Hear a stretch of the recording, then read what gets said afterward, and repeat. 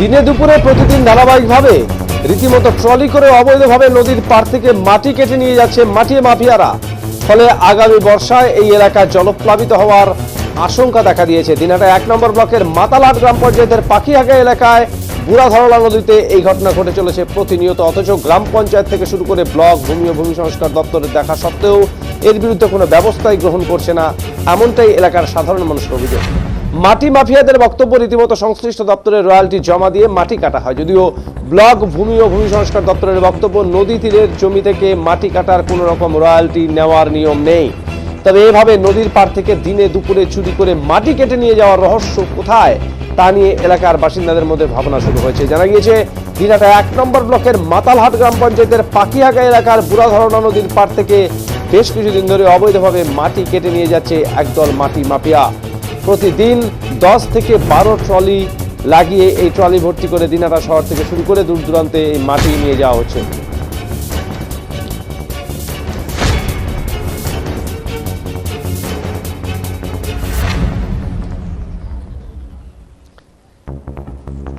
এই মাটি মাফিয়াদের বিরুদ্ধে একটু শব্দটি করার সাহস নেই এলাকার সাধারণ মানুষের, এমনটাই অভিযোগ। মাটি মাফিয়ারা এই ট্রলিগুলি ভর্তি করে রীতিমতো শ্রমিক নিয়োগ করে চলেছে। নদী পারে নিয়োজিত শ্রমিকদের বক্তব্য, তারা প্রতিটি ট্রলি ভর্তি করে দেওয়ার জন্য 120 থেকে 130 টাকা করে পেয়ে থাকেন। প্রতিদিন অন্তত 10 থেকে 12টি ট্রলি এখানে মাটি ভর্তি করে দিনহাটা শহর সহ দূর দূরান্তে নিয়ে যাওয়া হয়।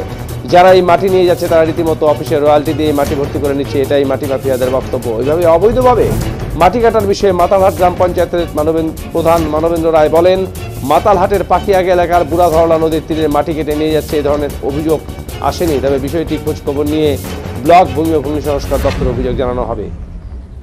এর আগেও এই ধরনের ঘটনা ঘটিয়েছিল বেশ কিছু মাটি মাফিয়ারা, তাদের বিরুদ্ধে ব্যবস্থা নেওয়া হয়েছিল। অবৈধভাবে মাটি কাটা হচ্ছে এ বিষয়ে বলতে গিয়ে দিনহাটা 1 নম্বর ব্লক ভূমি সংস্কার দপ্তরের রেভিনিউ অফিসার সনত রায় বলেন, যারা বুড়াধরলা নদীর তীরের মাটি অবৈধভাবে কেটে নিয়ে যাচ্ছে তারা কোনো রকম রয়্যালটি দপ্তরে জমা দেয় না। তাছাড়া নদীর তীরে কিংবা নদীর বুকে মাটি কাটার জন্য কোনো রকম রয়্যালটি নেওয়ার নিয়ম নেই। কাজেই যারা মাটি কাটছে তাদের বিরুদ্ধে শীঘ্রই প্রয়োজনীয় ব্যবস্থা গ্রহণ করা হবে।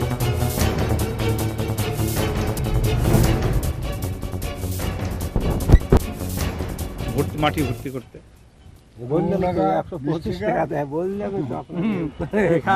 কয় টাকা পান? কয় টাকা পান?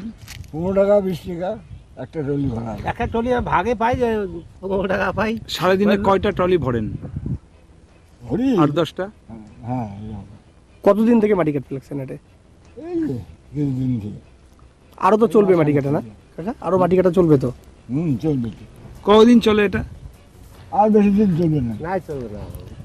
বললাম এই মাটিগুলো কত দূর করে যায়? একেবারে বহুদূর যায়, বহুদূর, একেবারে বান্দরহাট পর্যন্ত যায়।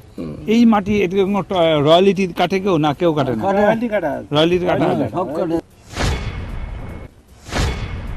দেখুন, এই বিষয়ে আমার এখন অবধি কোনো আমার কাছে রিপোর্ট আসেনি। যে যদি এরকম রিপোর্ট আসে তাহলে নিশ্চয়ই আমরা সেই পদক্ষেপ নেব এবং বিএলআর সাহেবকে আমরা জানাবো, বিষয়টা প্রশাসনের নজরে দেব, প্রয়োজনীয় পদক্ষেপ নেওয়া হবে।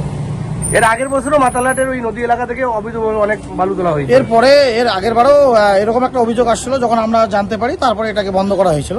কিন্তু এবার যেহেতু আমাদের কাছে এখনও খবরে আসেনি যে এরকম সমস্যা হচ্ছে, এখন যদি আমরা রিপোর্টটা পাই আর কি, তাহলে অবশ্যই আমরা সেটাকে পদক্ষেপ নেব। ওই পাখিহাগা ওই জায়গাটা একটা মানে এখন হয়ে দাঁড়িয়েছে, ওটা প্রত্যেক বছর ওখানে আমরা যাই এবং প্রতিদিন আমরা যাচ্ছি। হ্যাঁ, কিন্তু ওইটা একটু ওই জায়গাটা আমরা যাবো, তাহলে আপনি বললেন যখন আমি সোমবার ওখানে ঢুকবো। আর যারা মাটির মানে বালু তুলছে তারা দাবি করছে তাদের রয়্যালটি দেওয়া রয়েছে। এবার নদীর বালির তো রয়্যালটি আমরা করি না, নদীর বালির তো কাটা নিষেধ একদম। হ্যাঁ,